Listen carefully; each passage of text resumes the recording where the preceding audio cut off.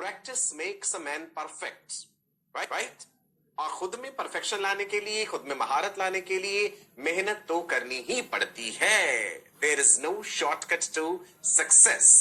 कागज कलम साथ रखिएगा, इंपॉर्टेंट टर्म्स साथ के साथ नोट करते जाइएगा, ठीक है जी। सो एक पॉजिटिव सोच, एक पॉजिटिव एनर्जी के साथ आज के सेशन का आगाज करते हैं और देखते हैं जी क्या है हमारे पास आज की शुरुआत करने के लिए। Journey of spermatozoa, the male gametes or the male sex cells which are produced continuously in testes. हमने पढ़ा था primary sex organs of a male are pair of testis. Right and left testis की position में भी थोड़ा सा difference मैंने आपको बताया था कि होता है। Left testis Hanks slightly lower than right. इसका ये कोई जरूरी नहीं है कि हमेशा ऐसा ही हो। Even the right could be hanging down, it does not affect the sperm production. Seminiferous tubules में बनने वाले ये स्पर्म्स अपना रास्ता आगे कैसे तय करते हैं ये भी हमने देखा। Testicular sperms are immature, they are immotile, उनमें फर्टिलाइजिंग एबिलिटी नहीं होती है।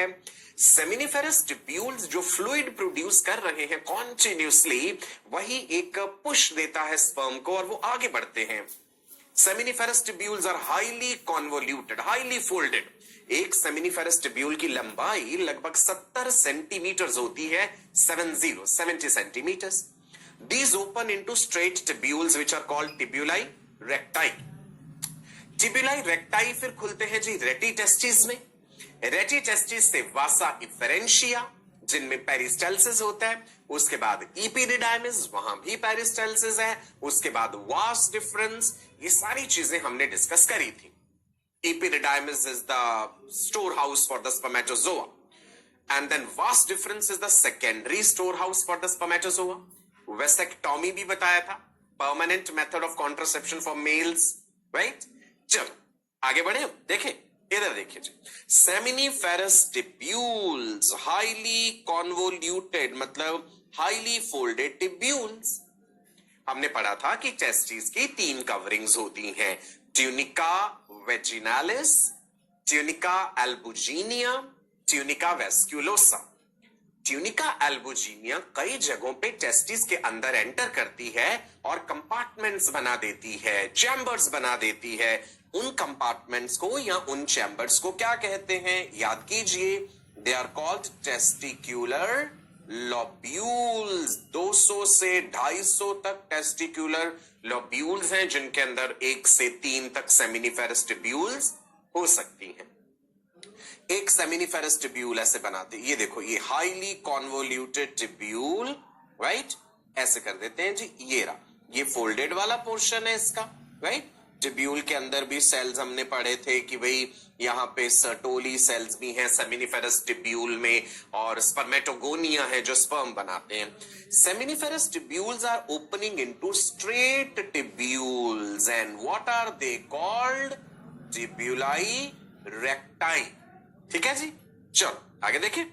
सेमिनिफेरस ट्यूब्यूल से ट्यूब्यूलाई रेक्टाई, ट्यूब्यूलाई रेक्टाई के बाद रेटी टेस्टिस।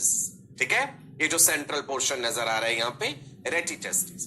रेटी टेस्टिस से फाइन सिलिएटेड ट्यूब्यूल्स ओरिजिनेट करते हैं जिन्हें वासा इफेरेंशिया कहते हैं। ये रहे जी वासा इफेरेंशिया। वासा इफेरेंशिया का दूसरा नाम क्या था, इफरेंट डक्ट्यूल्स, राइट। यहां पे पेरिस्टाल्सिस होता है और स्पर्म को वो आगे भेजता है, क्योंकि स्पर्म में मोटिलिटी एंड मैच्योरिटी इपिडिडाइमिस में पहुंचने के बाद आती है। सो वासा इफेरेंशिया, they are opening into the head region of the epididymis। लगभग 8 मीटर लंबी ट्यूब्यूल जो टेस्टिस के साथ जुड़ी है। टेस्टिस प्लस इपिडिडाइमिस के लिए हम एक वर्ड यूज करते हैं, दैट इज टेस्टिकल। ठीक है, इपिडिडाइमिस के 3 हिस्से हैं, caput, corpus and coda. Sperm जैसे जैसे कैपुट से कॉडा रीजन तक पहुंचते हैं, the percentage of motility and the pattern of motility changes. Pattern of motility से क्या मतलब है भाई, स्पर्म में जिगजैग मूवमेंट से काम नहीं चलेगा, स्ट्रेट फॉरवर्ड जो है मोशन होना चाहिए। तभी वो फर्टिलाइजेशन कर सकते हैं। सो इपीरिडाइमिस में स्पर्म स्टोर्ड भी रहते हैं, स्पर्म में मैच्योरिटी भी आती है, स्पर्म में मोटिलिटी भी आती है, लेकिन फर्टिलाइजिंग एबिलिटी तब आती है जब sperms are finally deposited in the female reproductive tract. उस प्रक्रिया को, उस प्रोसेस को क्या कहते हैं? Which enables the sperms to cause fertilisation. That process is capacitation. ठीक है जी, चलो। सो इपीरिडाइमिस का कैपोट रीजन है, कॉर्पस रीजन है एंड कॉडा रीजन है। आगे बढ़े। इपीरिडाइमिस के बाद स्पर्म जो है आगे बढ़ते हुए वास डिफरेंस में पहुंचते हैं, जिसे डक्टस डिफरेंस भी कहते हैं। राइट, देखा जी, जर्नी दिख रही है आपको? स्पर्म स्टेप बाय स्टेप हम दिखा रहे हैं आगे बढ़ते हुए, है ना? स्पर्म फ्लैजेलेटेड सेल्स हैं।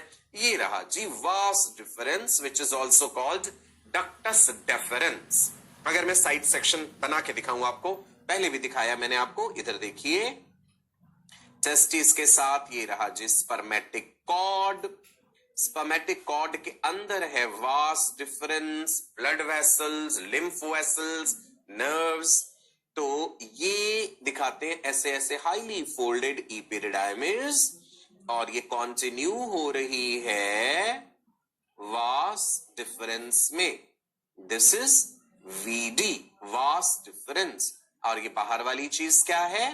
This is spermatic cord, spermatic cord. Clear है? राइट। और टेस्टिस की सबसे बाहर वाली कवरिंग, ये जो अंदर एंटर करके ऐसे चैम्बर्स बना रही है, ये वाली कवरिंग कौन सी है? This is tunica albuginea. और इससे बाहर क्या है? Tunica vaginalis. This is tunica albuginea, right, जिसने चैम्बर्स बनाए अंदर। चलो, वास डिफरेंस में भी स्पर्म स्टोर्ड रहते हैं। वास डिफरेंस का एम्पुला रीजन है, उसमें भी मिलियंस में स्पर्म स्टोर्ड है। वेसेक्टोमी बताया था, permanent method of contraception in males. एक इस व्यू में भी देख लेते हैं जी वास डिफरेंस। ये रहा वास डिफरेंस, टेस्टिस से ओरिजिनेट करके ऐसे ऊपर एब्डोमिनल रीजन में मूव करती है। It crosses the urinary bladder and then it joins with another duct from seminal vesicles। जैसे एक छोटा सा हिस्सा दिखा रहा हूं कि भाई ये रहा वास डिफरेंस, और ये वास डिफरेंस का स्वोलन पोर्शन दिखा देते हैं ऐसे, और उस स्वोलन पोर्शन को क्या कहते हैं? एम्पुला। एम्पुला में एक डक्ट आके मिलती है, कहां से? सेमिनल वेसिकल्स से। ये रहे जी सेमिनल वेसिकल, और फिर एक कॉमन डक्ट बन जाती है। What is that common duct called? Ejaculatory duct, जो प्रोस्टेट ग्लैंड के थ्रू पास करेगी। ओके, ये है जी एम्पुला, और ये वाली चीज है ejaculatory duct. Right, ejaculatory duct. Okay, यहां पे आप सेमिनल वेसिकल्स देख पा रहे हैं? Shall I label this? Okay, इधर देखिए, seminal vesicles, male accessory sex glands, जो कि सेमिनल फ्लूइड का मेजर पोर्शन बनाते हैं। लगभग 70%, 60 से 70% यहां से आता है सेमिनल वेसिकल से। स्पर्म्स कौन सी शुगर यूज करते हैं एनर्जी के लिए? ये बात भी आपको कई बार बताई है। Sperms use fructose sugar for energy, और वो सेमिनल वेसिकल से आता है। And sperm is the only cell which has flagella. Right, ये देखिए स्पर्म आगे बढ़ रहे हैं वास डिफरेंस में या डक्टस डिफरेंस में। जब वेसेक्टोमी कर दी जाती है, स्पर्म तब भी बनते रहते हैं। वेसेक्टोमी के बाद स्पर्म प्रोडक्शन स्टॉप नहीं होगा, क्योंकि स्पर्म्स तो टेस्टिस में बन रहे हैं, कंटिन्यूअसली प्रोड्यूस हो रहे हैं। इपीरिडाइमिस में ही उनका फेगोसाइटोसिस होता रहेगा, साथ के साथ वो मरते भी रहते हैं। इसीलिए तो हम कहते हैं epididymis is the recycling centre for sperms. Right जी, चलो, ये क्या है? Urinary bladder. बिकॉज मेल्स में जो यूरिथ्रा डक्ट है, यूरिथ्रा याद है ना आपको? मेल्स में यूरिथ्रा डक्ट को यूरिनोजेनाइटल डक्ट भी कहते हैं। Urethra is urinogenital duct. Urinary function भी है और जेनिटल फंक्शन भी है। It carries semen, the reproductive fluid, as well as urine. Urinogenital duct क्यों कहा है? Because it carries urine and it also carries the male reproductive fluid which is called semen. एक समय पे एक ही फ्लूइड पास हो सकता है। When urine is passing through urethra, उस समय सेमिनल फ्लूइड पास नहीं होगा। जब सेमिनल फ्लूइड पास हो रहा है इजैकुलेशन के टाइम पे, उस समय यूरिन पास नहीं होगा। स्फिंक्टर मसल्स होते हैं जो रेगुलेट करते हैं इस प्रोसेस को। Sympathetic and parasympathetic nervous system का रोल है। क्लियर है जी? सो यूरिथ्रा कॉमन डक्ट हो जाती है यूरिन एज वेल एज सीमेन के लिए। यहां देखो सेमिनल वेसिकल्स का सेक्शनल व्यू दिखाया है। तो आज हमने सेमिनल वेसिकल्स को डिटेल में पढ़ना है, प्रोस्टेट ग्लैंड के बारे में पढ़ना है। We will discuss about Cowper's glands also, preputial glands भी बताऊंगा आपको, राइट?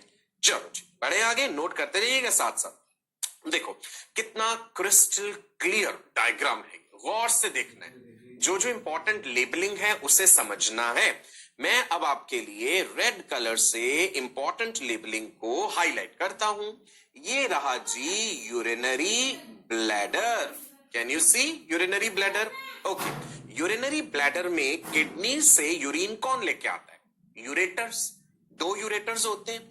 ये देखो यहां पे दिखाया गया है, ये लेफ्ट साइड का यूरेटर। देखो कैसे चीजें आकर के मिल रही हैं।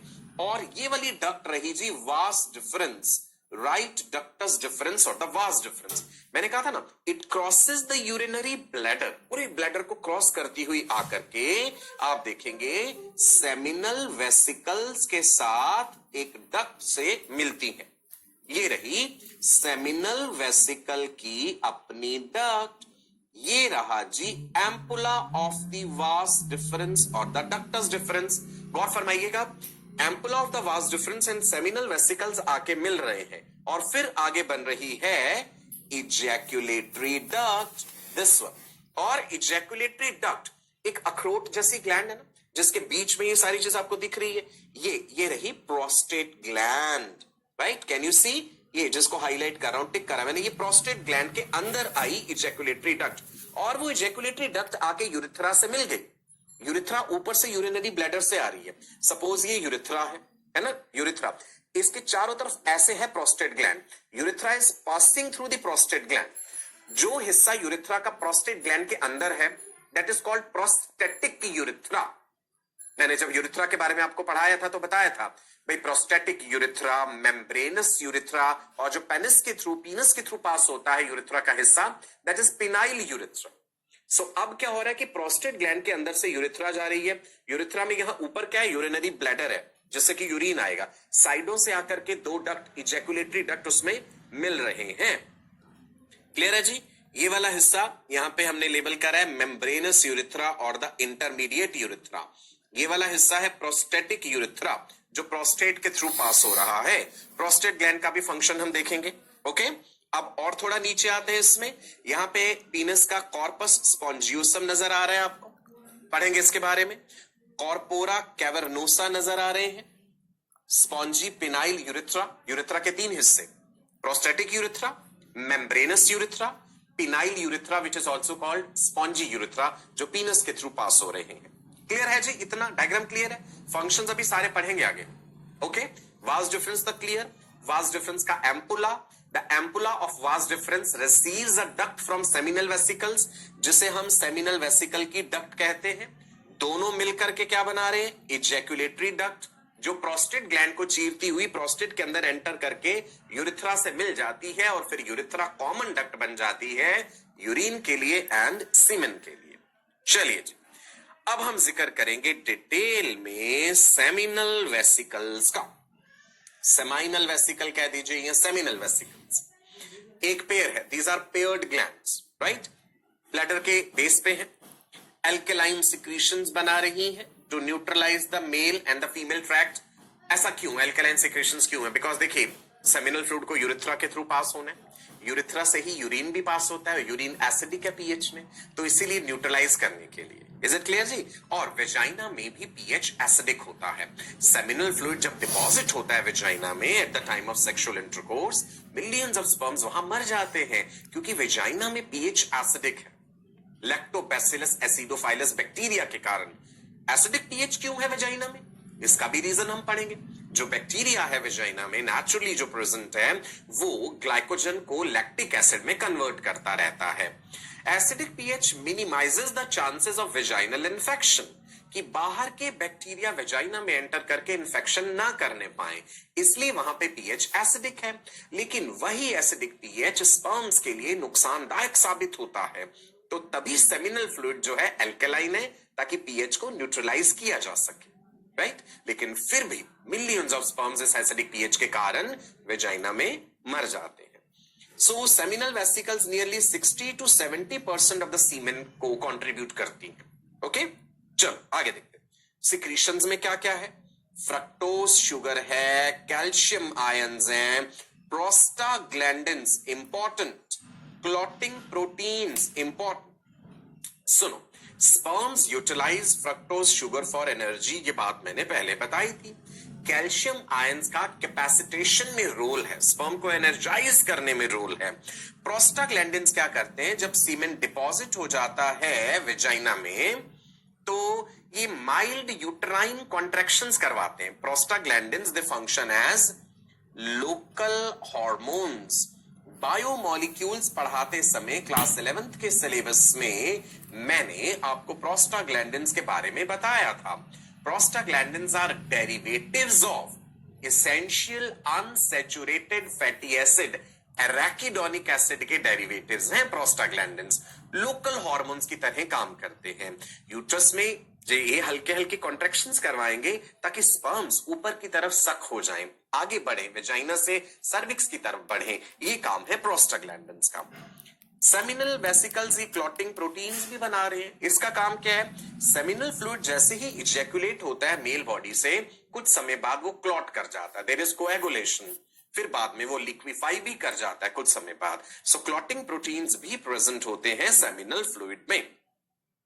ओके जी, एक बार फिर से लेबलिंग देख लेंगे। सेमिनल वेसिकल, ये है जी urinary bladder, this is the ejaculatory duct, this is the vas deferens, right. आगे बढ़ सकते हैं। चलिए जी, प्रोस्टेट के बारे में कुछ बातें डिस्कस कर लेते हैं। Prostate gland, prostate gland it is of the size of a walnut, अखरोट के साइज जितनी है। आपको यहां पे दिख रही है, हमने हाईलाइट करी है प्रोस्टेट, ये यूरिथ्रा को सराउंड कर रही है। सेमिनल फ्लूइड का 20 से 25% जो है प्रोस्टेट ग्लैंड कंट्रीब्यूट करती है। प्रोस्टेट के सिक्रीशंस जो है they nourish and activate the sperms to swim. Sperms को नरिश कर रही हैं, एक्टिवेट कर रही हैं स्विमिंग के लिए। ये प्रोस्टेटिक सिक्रीशंस का काम होता है, राइट। नाउ बढ़ती उम्र के साथ मेल्स में ऐसा देखा गया है कि प्रोस्टेट ग्लैंड एनलार्ज कर जाती है, राइट। इसको क्लिनिकल प्रॉब्लम को बोलते हैं, एक टर्म है देयर इज बीपीएच कहते हैं। फिर सर्जरी करके हमें प्रोस्टेट ग्लैंड हटानी भी पड़ती है, प्रोस्टाटेक्टोमी कहते हैं उसे। अदरवाइज क्या है कि अगर एनलार्ज कर जाएगी प्रोस्टेट तो वो यूरिथ्रा के ऊपर प्रेशर डालती है, urination becomes difficult. So let's see, prostate slowly increases in size from birth to puberty. जन्म से प्यूबर्टी तक ये प्रोस्टेट ग्लैंड साइज में इंक्रीज करती है। Rapid expansion follows till the age 30। 30 साल की उम्र तक रैपिडली बड़ी हो रही है। After which the size remain stable up to the age of 45। 45 साल की उम्र तक वही साइज की रहेगी। देन फर्दर एनलार्जमेंट में कई मेल्स में ये समस्या हो जाती है कि 45 साल की उम्र के बाद जो है प्रोस्टेट ग्लैंड साइज में बहुत ज्यादा बड़ी हो जाती है, तो यूरिनेशन बिकम्स डिफिकल्ट, सर्जरी भी करवानी पड़ सकती है इसकी। प्रोस्टेट की secretions milky slightly acidic fluid है इसका, प्रोस्टेट का स्लाइटली एसिडिक है। ओवरऑल जो सेमिनल फ्लूइड है वो एल्कलाइन है। प्रोस्टेट की सिक्रीशंस में सिट्रिक एसिड है which is used by sperm for ATP production via the Krebs cycle. It has citric acid also. बहुत सारे एंजाइम्स हैं जैसे प्रोस्टेट स्पेसिफिक एंटीजन है PSA, लाइसोजाइम, अमाइलेज, हाई एल्यूरोनिडेज भी है। हाई एल्यूरोनिडेज मैंने आपको स्पर्म के एक्रोसोम में भी बताया था। लाइसोजाइम बैक्टीरियोसाइडल एंजाइम है, नेचुरल एक बैक्टीरियोसाइडल एजेंट है। ये जो एंजाइम्स है they eventually break down the clotting proteins from the seminal vesicles. Seminal vesicle से जो क्लॉटिंग प्रोटीन्स आते हैं जो सीमेन को कोएगुलेट करा देते हैं, प्रोस्टेट में प्रेजेंट ये एंजाइम्स उसी कोएगुलेटेड सीमेन को फिर लिक्विफाई कर देते हैं। आज तक हम बहुत अच्छे से ये बात नहीं समझ पाए हैं कि सीमेन क्लॉट करता ही क्यों है, राइट, और फिर बाद में लिक्विफाई कर जाता। एग्जैक्टली इसका कोई सॉलिड रीजन अभी भी हमारे पास नहीं है, ठीक है जी। चलिए, प्रोस्टेट की सिक्रीशंस में एक और चीज है, that is seminal plasmin. Important. Seminal plasmin is a natural antibiotic present in the semen. Remember, semen has a natural antibiotic called seminal plasmin, जो कि बैक्टीरिया को किल कर देगी. It may help decrease the number of naturally occurring bacteria in semen and even in the female reproductive tract में भी bacteria अगर encounter करता है semen, right? So seminal plasmin उसे किल करेगा. Secretions of the prostate enter prostatic urethra through many prostatic ducts. छोटी छोटी prostatic ducts हैं प्रोस्टेट ग्लैंड में, जो प्रोस्टेटिक यूरेथ्रा में अपने सिक्रीशंस डाल रहे हैं.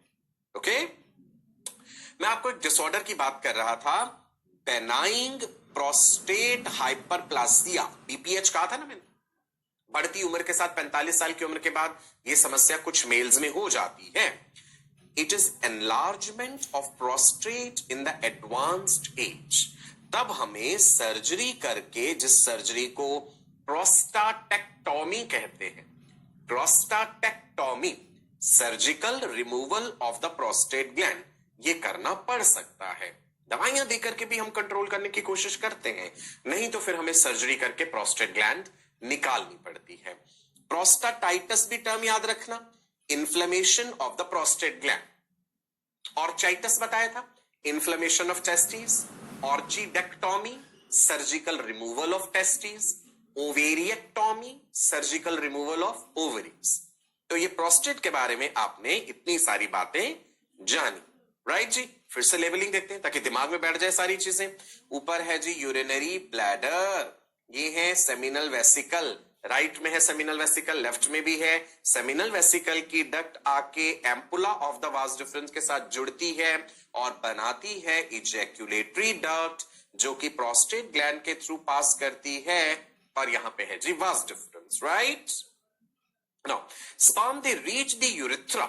स्पर्म फाइनली यूरेथ्रा में पहुंचेंगे इजैक्यूलेशन के टाइम पे, and it is a common duct for urine and semen. इसीलिए यूरेथ्रा को यूरिनोजेनाइटल डक्ट कहते हैं, राइट जी. ठीक है, अब हमने डिस्कस करने हैं एक और glands which are bulbourethral glands. Membranous urethra में ये छोटे छोटे ग्लैंड्स अपनी सिक्रीशंस डिस्चार्ज कर रहे हैं. मैं आपको बना के दिखाता हूं. मान लीजिए ये है यूरेथ्रा का मिडल वाला portion, that is membranes urethra. इसी में ये छोटे छोटे मटर के दाने के साइज के ग्लैंड्स हैं, which are called bulbourethral glands. Cowper's glands भी कहते हैं इन्हें. इनकी सिक्रीशंस जो है, it helps to lubricate the passage. When a male is sexually excited, these produce a lubricating fluid, right, जो कि पैसेज को लुब्रिकेट कर देगा कि भाई जब स्पर्म ने ट्रेवल करना है सो उन्हें कोई समस्या ना हो वहां पे. ग्लांस पीनस को लुब्रिकेट कर देगा ताकि पेनिट्रेशन जब है सेक्सुअल इंटरकोर्स के टाइम पे वो इजी रहे. ठीक है, कौन सी ग्लैंड्स डिस्कस कर रहे हैं? कॉपर्स ग्लैंड्स, छोटे छोटे हैं बिल्कुल, मटर के दाने जितने.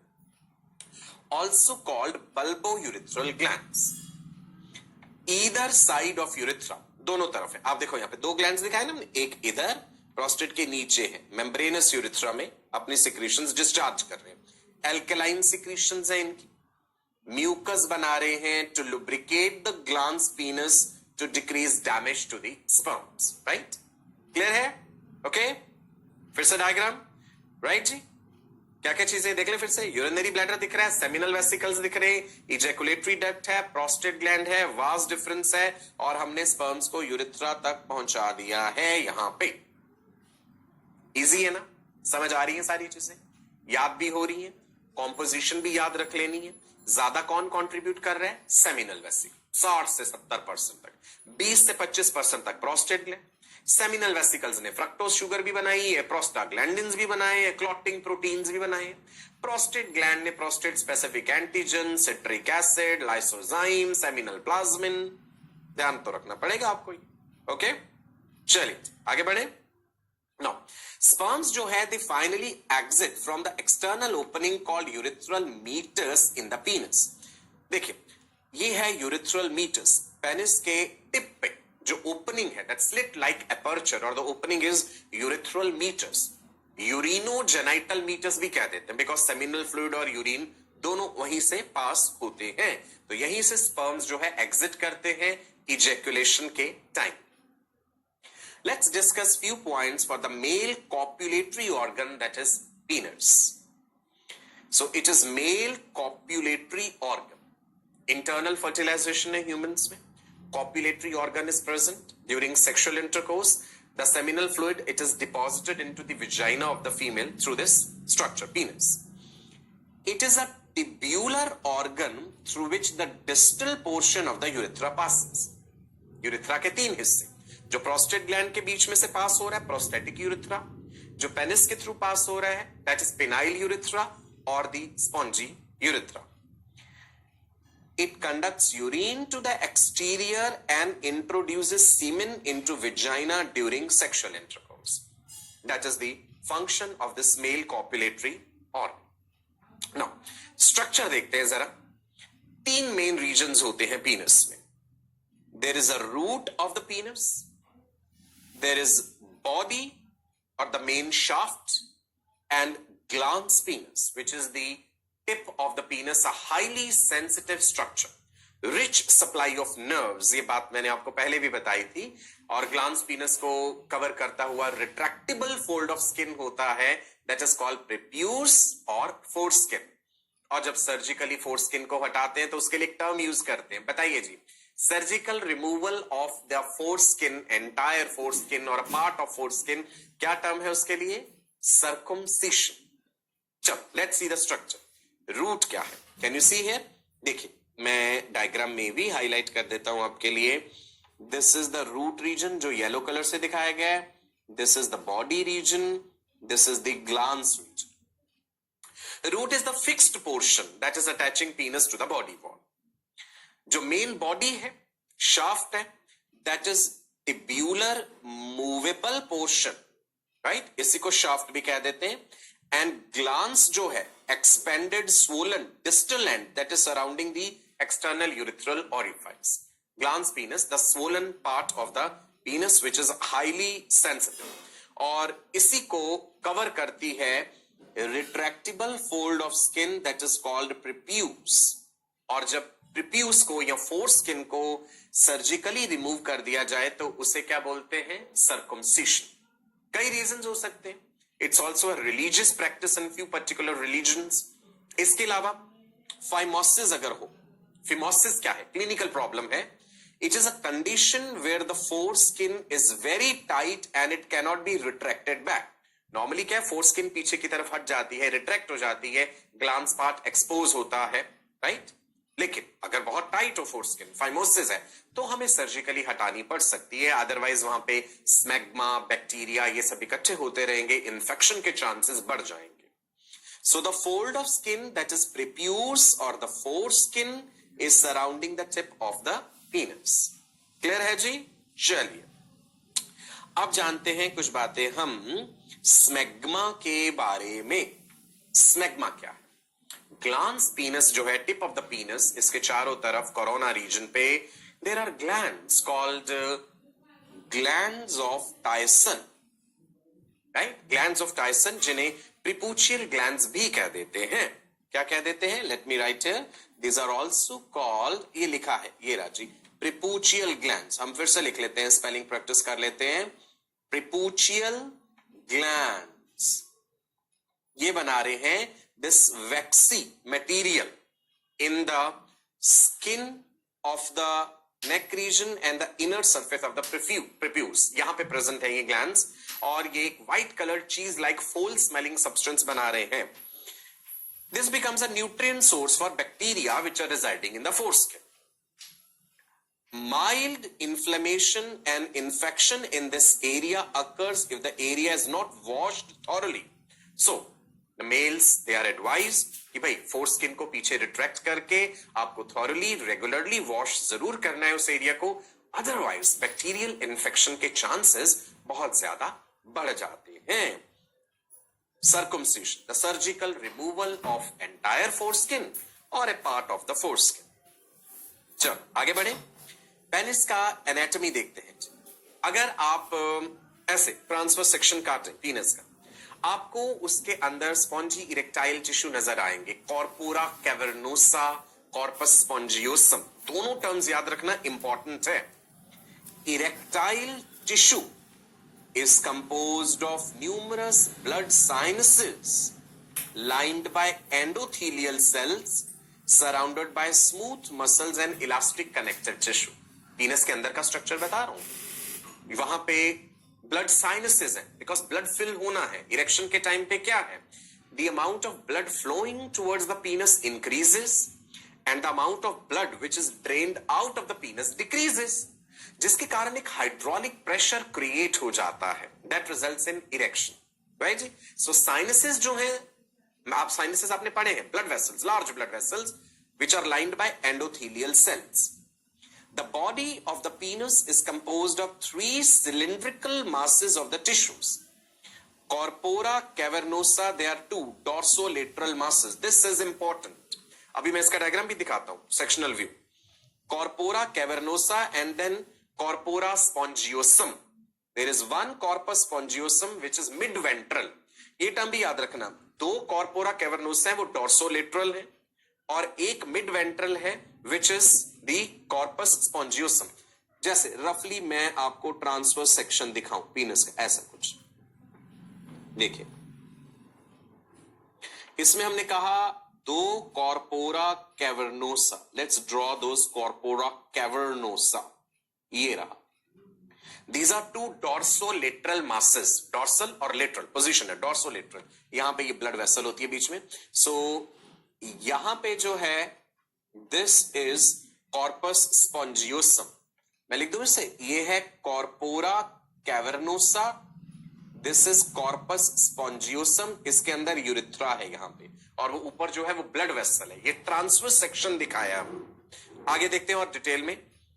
Each mass is surrounded by fibrous tissue called tunica albuginea. Corpora cavernosa इनको सराउंड करता हुआ ट्यूनिका एल्बुजिनिया है। यही ट्यूनिका एल्बुजिनिया हमने टेस्टिस के चारों तरफ भी पढ़ा था। अब इस डायग्राम को गौर से देखिए। मान लीजिए this is the shaft of the पीनस। ऐसे हमने ट्रांसवर्स सेक्शन काटा और इस एंगल से आपको ये टीएस दिखाया गया है। ओके जी, चलो मैं मेन बातें हाईलाइट कर देता हूं। डॉर्सल साइड में ये आर्टरी दिखाई गई है, यानी ब्लड वेसल्स हैं, वेन भी दिखाई गई और नर्व भी दिखाई गई है। जो 2 बड़े बड़े बीच में स्ट्रक्चर नजर आ रहे हैं, कॉर्पोरा कैवर्नोसा, इनके अंदर ये देखो deep artery of the penis. ये बाहर की तरफ डार्टोस मसल भी है, उसके बाहर कोलेजन की शीट है। ये जो रेड वाला स्ट्रक्चर नजर आ रहा है, ये ऐसे में इसको हाईलाइट कर देता हूं। ये कंप्लीट चीज जो है दैट इज कॉर्पस स्पॉन्जियोसम। इसके अंदर spongy urethra. So there are 2 dorsolateral corpora cavernosa and there is 1 mid-ventral corpus spongiosum। यही कॉर्पस स्पॉन्जियोसम पेनिस के टिप की तरफ आगे को जाके स्वोलन है, फूला हुआ है, और यही ग्लांस पीनस बनाता है। इस डायग्राम को देखिए गौर से, यहां और बेहतर समझ आ रहा होगा। ऐसे लेंथ वाइज दिखा के कट व्यू आपको दिखाया गया है। This is the outermost skin of the penis. ये है deep dorsal vein, tunica albuginea, बीच में 2 लाल लाल बड़े स्ट्रक्चर जो हैं, corpora cavernosa, right, and this is corpus spongiosum and this is urethra. ये आप व्यू देख लीजिए, कौन से व्यू से आपको ये सेक्शन दिखाया गया है। सो ये दोनों टिश्यूज इंपॉर्टेंट हैं, corpora cavernosa and corpus spongiosum. अब आप लेंथ वाइज देख लीजिए। अगर इसी चीज को लंबाई में ऐसे काट के देखेंगे तो हमें क्या क्या नजर आएगा। ये बॉडी ऑफ द पीनस है, कॉर्पोरा कैवर्नोसा, 2 कॉर्पोरा कैवर्नोसा ऐसे लेंथ वाइज नजर आ रहे हैं। ये वाली चीज जो है this is the corpora cavernosa. Late me write here, corpora cavernosa, ठीक है। और ये बीच में स्पॉन्जी और द पेनाइल यूरिथ्रा है, जो रेड कलर से लंबी डक्ट है। ये ग्लांस पीनस हिस्सा है, ये है जी प्रिप्यूस और द फोरस्किन। सो आपने लेंथ वाइज भी देख लिया उस चीज को, ट्रांसवर्स सेक्शन में भी देख लिया क्लियरली। कॉर्पस स्पॉन्जियोसम जो कॉर्पस स्पॉन्जियोसम है, it contains spongy urethra and keeps it open during ejaculation. Ejaculation के टाइम पे यूरिथ्रा ओपन रहेगी तभी तो फ्लूइड बाहर निकल पाएगा, है ना। The distal end of the corpus spongiosum is enlarged and it forms glans penis. Corona forms the margin. Distal urethra enlarges within the glans penis and forms a slit-like opening external urethral orifice. Penis के tip पे external urethral orifice है, जिसे urinogenital meatus भी कहा था। Okay? सारी terms पढ़ी हैं आपने ये। Now, let's come to the male reproductive fluid, that is semen. Seminal fluid भी बोल देते हैं। semen में और sperm में क्या अंतर है, ध्यान रखिएगा। sperms are the microscopic cells which are present in the semen. Overall seminal fluid की जो composition है वो भी हम देखते हैं। इसमें liquid part है, seminal plasma है, जिसमें seminal vesicles की secretions हैं, जिसमें prostate gland के secretions हैं, बाकी male reproductive tract के secretions हैं, एंड स्पर्म्स भी हैं उसमें, लगभग 10% स्पर्म्स है। तो जब हम सीमेन कहते हैं male reproductive fluid, that is seminal plasma plus the sperms, right. कई लोग सिनोनिमसली स्पर्म को सीमेन बोल देते, नहीं, sperms are the cells, microscopic cells. Seminal fluid alkaline है, 2.5 से 5 ml सीमेन रिलीज होता है।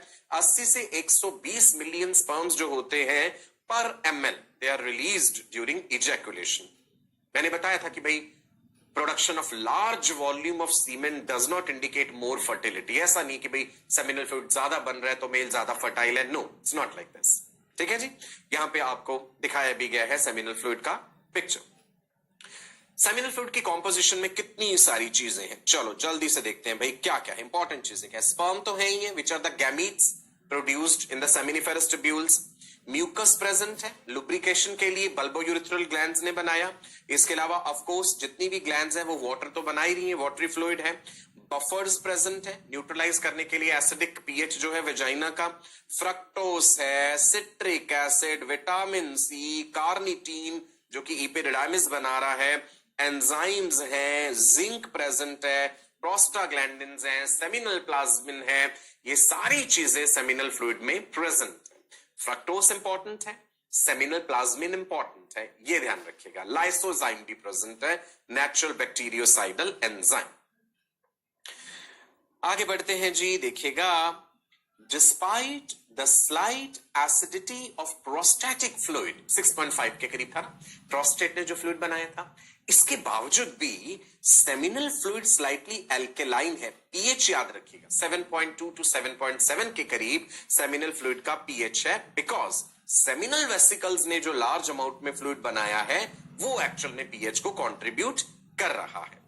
प्रोस्टेटिक सिक्रीशंस के कारण सीमेन का एक मिल्की अपीयरेंस होता है, और जो स्टिकी कंसिस्टेंसी है, semen is sticky, that is because of the secretions from seminal vesicles and bulbourethral glands. और सीमेन इजैकुलेट होने के कुछ ही समय बाद क्लॉट कर जाता है और फिर कुछ समय बाद लिक्विफाई भी हो जाता है। Once ejaculated, the liquid semen coagulates within 5 minutes. Why? Due to presence of clotting proteins, जो कि सेमिनल वेसिकल्स ने बनाए, तो 5 मिनट में क्लॉट कर जाएगा, फिर लगभग 10 से 20 मिनट में लिक्विफाई हो जाएगा, क्योंकि प्रोस्टेट ग्लैंड के फ्लूइड में प्रेजेंट प्रोस्टेटिक स्पेसिफिक एंटीजन और भी प्रोटियोलाइटिक एंजाइम्स हैं, वो उस क्लॉट को लिक्विफाई करना शुरू कर देते हैं। और हम थॉरोली इस चीज को नहीं समझ पाए हैं कि ऐसा क्यों है कि पहले सारे स्पर्म्स को एक साथ ऐसे बंद जाना है, क्लॉट होना है, और फिर सबको लिक्विफाई होना है। शायद सभी एक साथ अपनी जर्नी शुरू करते हैं फीमेल रिप्रोडक्टिव ट्रैक्ट में। ओके, चलिए आगे बढ़े। जो सेमिनल फ्लूइड में सेमिनल प्लाज्मा है वो किस किस चीज से मिलकर बना है? Secretions of seminal vesicles, secretions of prostate gland, secretions of bulbourethral gland। इनमें से पेयर्ड कौन सी है? सेमिनल वेसिकल पेयर्ड है, 2 है। bulbourethral glands जिन्हें कॉपर्स ग्लैंड्स भी कहा, वो भी पेयर्ड है, और प्रोस्टेट ग्लैंड सिंगल है, राइट, सिंगल है। साइज क्या है इसका? वॉलनट शेप जैसी है, अखरोट के जैसी। Seminal plasma, The fluid secreted by seminiferous tubules and epididymis account for only about 5% of the volume of semen. देखो सेमिनल वेसिकल्स, प्रोस्टेट ग्लैंड, ये तो फ्लूइड बना ही रहे हैं, लेकिन स्पर्म्स जहां पे बन के आए हैं सेमिनिफेरस ट्यूब्यूल्स में, वो भी तो एक फ्लूइड बना रहे थे ना, जो प्रोपेल कर रहा है स्पर्म को आगे, धक्का दे रहा है। एपिडिडाइमिस भी बना रहा है, तो ये मिलकर के लगभग 5% के करीब कंट्रीब्यूट कर देते हैं। फ्लूइड कंपोनेंट ऑफ सीमेन और the seminal plasma is a mixture of secretions of many glands. वो तो हमने देख लिया कि भाई कितनी सारी ग्लैंड्स हैं जो ओवरऑल कंट्रीब्यूट कर रहे हैं। जितने भी ये एक्सेसरी ग्लैंड्स ने जो कुछ भी सिक्रीट करा है, इन सब चीजों का मिला जुला फंक्शन क्या था? Activation of the sperms. Sperms को एक्टिवेट करना जरूरी है ताकि वो विगरसली आगे आगे मूव कर पाए फीमेल ट्रैक्ट में। न्यूट्रिशन देना जरूरी है स्पर्म्स को, फ्रक्टोज की फॉर्म में, सिट्रिक एसिड भी है।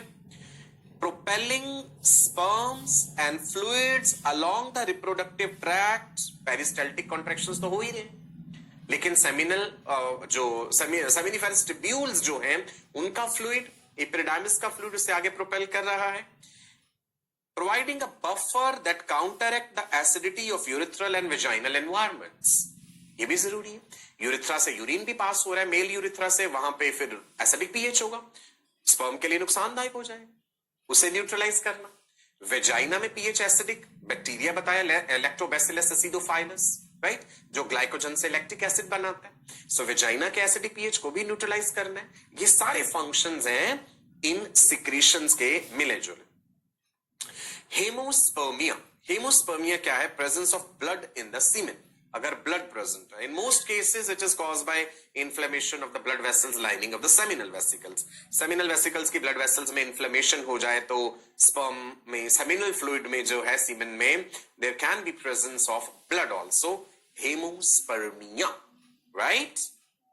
What is ejaculation? The process of release of the semen. So ejaculation is release of semen from the urethra to the exterior. It is a sympathetic reflex. एक reflex section है जिसे कि spinal cord के lumbar region से coordinate किया जाता है। Higher classes में आप ये पूरा मैकेनिज्म पढ़ेंगे जब आप एमबीबीएस में पहुंचेंगे, जब आप वहां पे एनाटॉमी पढ़ेंगे, फिजियोलॉजी पढ़ेंगे, तो ये चीज डिटेल में पढ़ेंगे। स्मूथ मसल स्फिंक्टर जो है at the base of the urinary bladder that closes. मैंने कहा था ना कि यूरिथ्रा कॉमन डक्ट है यूरिन के लिए और सीमेन के लिए। जब सेमिनल फ्लूइड पास हो रहा है तो ब्लैडर के बेस पे प्रेजेंट स्फिंक्टर बंद हो जाना चाहिए ताकि यूरिन पास ना हो, right. So the smooth muscle sphincter at the base of bladder closes, preventing urine from being expelled during ejaculation. और सीमेन जो है वो वापस ब्लैडर में ना एंटर कर जाए, ये भी जरूरी है। रेट्रोग्रेड इजैकुलेशन कहते हैं, बिकॉज ये यूरिथ्रा तो कॉमन डक्ट है। सो यहां से आके इजैकुलेटरी डक्ट, इसमें मिली 2 इजैकुलेटरी डक्ट और सेमिनल फ्लूइड आगे जाएगा, तो ऊपर वाले हिस्से में प्रेजेंट स्फिंक्टर बंद हो जाता है ताकि ब्लैडर से यूरिन ना आने पाए और ना ही सीमेन ऊपर को जाने पाए। कई बार ऐसा हो जाता है, रेट्रोग्रेड इजैकुलेशन कहते हैं, दैट्स अ क्लिनिकल प्रॉब्लम कि सीमेन वापस ब्लैडर में चला गया, फिर जब यूरिन पास आउट होगा उसके साथ जो है सेमिनल फ्लूइड बाहर आएगा। That's a clinical problem. What is the meaning of emission? पहले इजैकुलेशन बताया, एमिशन क्या है? Even before ejaculation occurs, peristaltic contractions जो हो रहे हैं एपिडिडाइमिस में, वास डिफरेंस में, सेमिनल वेसिकल्स में, इजैकुलेटरी डक्ट में, प्रोस्टेट में, वो थोड़े बहुत सीमेन को phenyl portion of the urethra में भेज देते हैं। Before the actual ejaculation emission हो जाता है। This is what is actually emission because of the peristaltic contraction, and there is discharge of a small volume of semen before the actual ejaculation, right? Emission may occur during sleep also when a person is sleeping. So that is what is called as nocturnal emission. Adolescent age में commonly ऐसा हो जाता है बच्चों को, and धीरे धीरे ये समस्या अपने आप ठीक हो जाती है, right? No kind of medical intervention is required in this. इतना जरूर सलाह दी जाती है कि फिर रात को सोने से पहले आप बहुत ज्यादा फ्लूइड इनटेक ना करें। जैसे दूध पी लिया आपने बहुत ज्यादा या पानी बहुत ज्यादा पी लिया, तो ब्लैडर अगर फुल हो गया सोते सोते, तो फिर इस चीज के चांसेस बढ़ जाते हैं। इज इट क्लियर जी? Right. Now let's discuss about the male sex act. Ejaculation कैसे हुआ है, इरेक्शन कैसे हुआ है। For the internal fertilization to happen, copulation must occur. The male introduces his male copulatory organ penis into the vagina of the female. For that, the penis should be hard enough. It should be erected. So, erection of the penis. उस समय क्या है? There is rush of blood into the sinuses. Penis का structure हमने देखा. 2 corpora cavernosa, 1 corpus spongiosum. Sexual excitation के time पे the amount of blood which is flowing into the penis, arterial supply increases and the venous drainage decreases, जिसके कारण एक hydraulic pressure create हो जाता है. The penis becomes stiff due to that hydraulic pressure. Okay? Next. पहले penis erect हुआ, erection हो गया, then copulation. Copulation में क्या है? Penis discharges the sperm into the vagina by wave-like contractions, that is ejaculation. At the peak of sexual stimulation, a sensation called orgasm occurs. Male experiences the orgasm and there is release of the seminal fluid. Once semen has been released, the erection then settles down, right? Subsidence of the erection, the penis becomes flaccid. The arterioles of the penis contract. There is reduction in the blood flow to the penis that subsides the erection. The penis comes into the flaccid state. एक बार ejaculation होने के बाद दोबारा कब होगा? That time can differ among different males and as per the age also. In young males where testosterone level is high, एक बार ejaculation होने के 10, 15, 20 मिनट बाद again the male may be ready for sexual intercourse or ejaculation. But if you compare the same thing with the male who is 50 years of age, 55 years of age, वहां पे ये समय ज्यादा हो सकता है. He may take 4 hours, 5 hours. That varies, right? Overall health कैसी है? कोई बाकी secondary problems तो नहीं है? Hypertension, hypotension, diabetes, any kind of cardiovascular problem, right? Clear है जी? ठीक है, 3 steps हमने देख लिए. Erection of penis, copulation, and then subsidence of the erection. Erectile dysfunction क्या होता है? Let's understand. Erectile dysfunction impotence भी कह देते हैं, लेकिन the better word is erectile dysfunction. It is basically inability of a male to achieve or maintain successful erection of the penis so that penetrative sexual intercourse is not possible. A person who is impotent or having erectile dysfunction does not mean कि वो sperm produce नहीं कर रहा. Testes में millions में sperms बन रहे हैं. But the problem is that he is not able to achieve or maintain successful erection of the penis so that sexual intercourse is not possible. ज्यादातर cases में देखा गया है कि इसकी वजह psychological है, right? कुछ मानसिक समस्या है इसके पीछे छुपी हुई, शारीरिक नहीं. I mean, there is no anatomical problem with the penis. ज्यादातर केसेस में जो है इसका छुपा हुआ कारण कहीं ना कहीं हमें psychological मिलता है. So then what is required? We need to have proper counseling with the patient. हो सकता है उसका कोई traumatic experience रहा हो, किसी किस्म का भय हो, मन में डर हो, fear of sexual intercourse, that is coitophobia. तो patient के साथ proper counseling करके हम उसकी वजह जान सकते हैं और इसका समाधान कर सकते हैं. कई केसेस में होता है कि स्पाइनल कॉर्ड में कहीं कोई इंजरी हुई है, चोट लगी है, जिसके कारण ये समस्या हो सकती है, तो उसका फिर हम अकॉर्डिंगली इलाज करते हैं. Causes of erectile dysfunction can be many. Psychological factors, कोई हार्मोनल इशू है, ब्लड वेसल्स में कोई प्रॉब्लम है, कोई नर्वस सिस्टम से रिलेटेड फैक्टर है. You must have heard of a drug called Viagra. Wonder drug भी कहते हैं. वाइग्रा की केमिकल कॉम्पोजिशन है सिल्डेनाफिल सिट्रेट. वाइग्रा बेसिकली क्या करता है? This salt, sildenafil citrate, it enhances the effects of nitric oxide in the body, which is a gaseous hormone. Endothelial cells release करते हैं. ये नाइट्रिक ऑक्साइड जो है वेसोडाइलेटर है, ब्लड वेसल्स को डायलेट कर देगा. ब्लड वेसल्स जब डायलेट होंगी, the amount of blood flowing into the penis increases. So Viagra cannot excite a person sexually.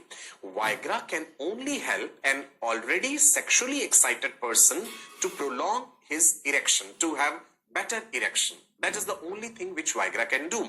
But prescription drug है, डॉक्टर की प्रिस्क्रिप्शन पे ही लेना चाहिए. Only a qualified doctor drug का कितना अमाउंट लेना है और इसे कैसे लेना है. सो सिल्डेनाफिल सिट्रेट इसका केमिकल जो है कॉम्पोजिशन है, जो शरीर में बनने वाले नाइट्रिक ऑक्साइड गैसियस हार्मोन के इफेक्ट्स को और ज्यादा बढ़ा देता है ताकि वेसोडाइलेशन हो, amount of blood flowing into the penis increases. Clear है जी? राइट? ओके, आगे बढ़ सकते हैं. चलो इंटरेस्टिंग बात जानेंगे. देखिए जी, 200 से 300 मिलियन स्पर्म्स जो है वो रिलीज हो रहे हैं एक इजैक्यूलेशन में, लेकिन अल्टीमेटली एक ही स्पर्म जो है वही फर्टिलाइजेशन करवाता है. बाकी मेजॉरिटी स्पर्म्स जो है वो सभी मर जाते हैं. Sperm production generally begins at teen age when a male enters puberty. 12 से 14 साल की उम्र में यह प्रक्रिया शुरू हो जाती है due to significant increase in the secretion of GnRH. याद है आपको, हाइपोथैलेमस से आता है गोनेडोट्रोपिन रिलीजिंग हार्मोन. प्यूबर्टी क्या है?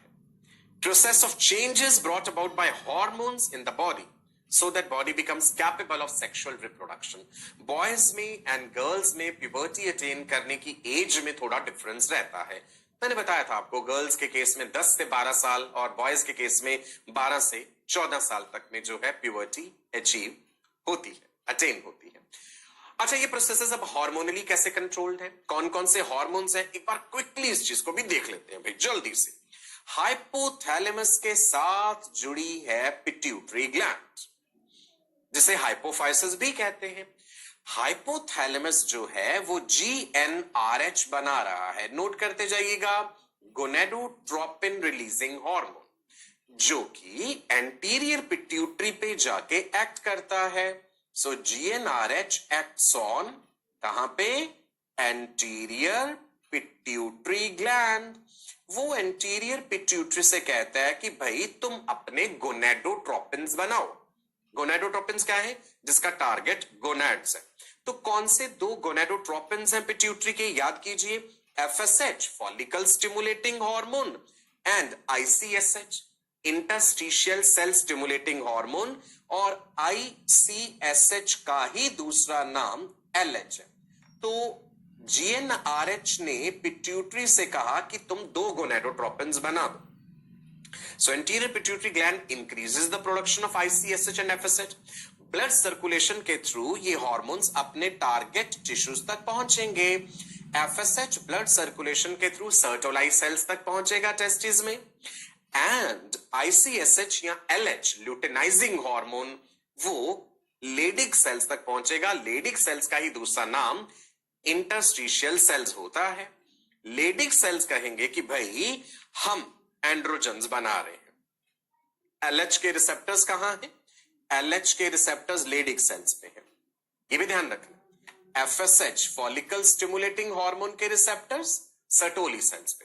तो LH के रिस्पॉन्स में लेडिक सेल्स ने, जो कि एंडोक्राइन सेल्स हैं, जिन्हें इंटरस्टिशियल सेल्स भी कहते हैं, इन्होंने बना दिए एंड्रोजन्स, मेल सेक्स हार्मोन्स, जिसमें सबसे इंपॉर्टेंट टेस्टोस्टेरोन है. Right? So androgens are required for the healthy sperm production.